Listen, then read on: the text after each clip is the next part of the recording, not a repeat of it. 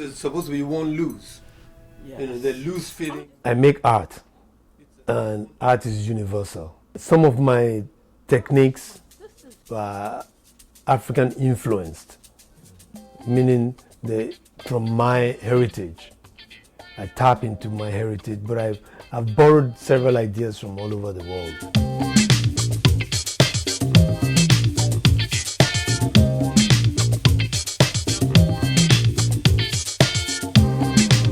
I just get inspiration from the universe and I express myself whichever way it comes. I prefer to attach the African label to the fabrics first, then the garments.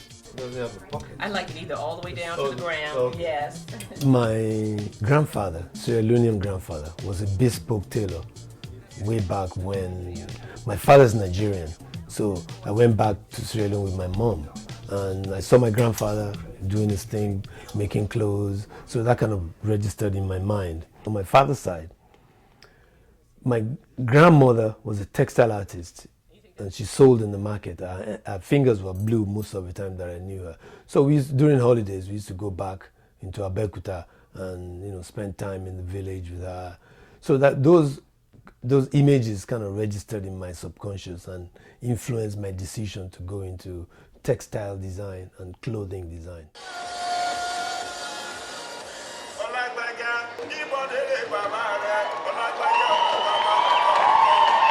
During the Olympics in London, 2012 Olympics, I noticed that during that fashion show, a lot of designers came from all over Africa, and they got a lot of applauses and appreciation.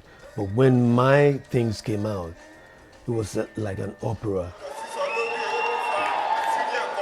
Because the reason being that they used a lot of Western fabrics, and the music that they chose to introduce their line was Western music.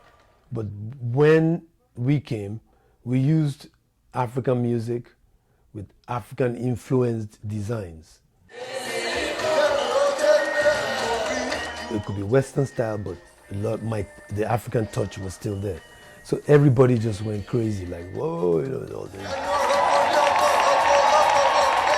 I know that I have to distinguish my work from everything else that's out there in the world. So I make my own fabrics. It's in my DNA, it's in my genes to just be a textile artist or be an artist. Perfect size. Whoa. I'm committed to uplifting Africa, which I've been doing for 30, 40 years.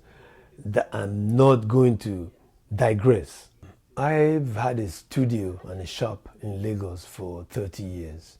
This year makes it 30th year. That makes it more of a faded, straight piece. The key is to lift up Africa and not run after money.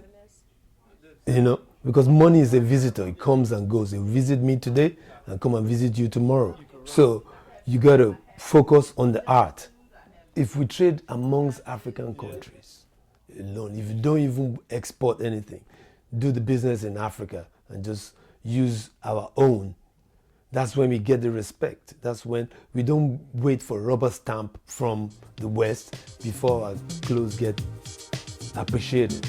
If we appreciate our own things and support ourselves, that's how we are able to get the respect that we deserve. Beautiful though.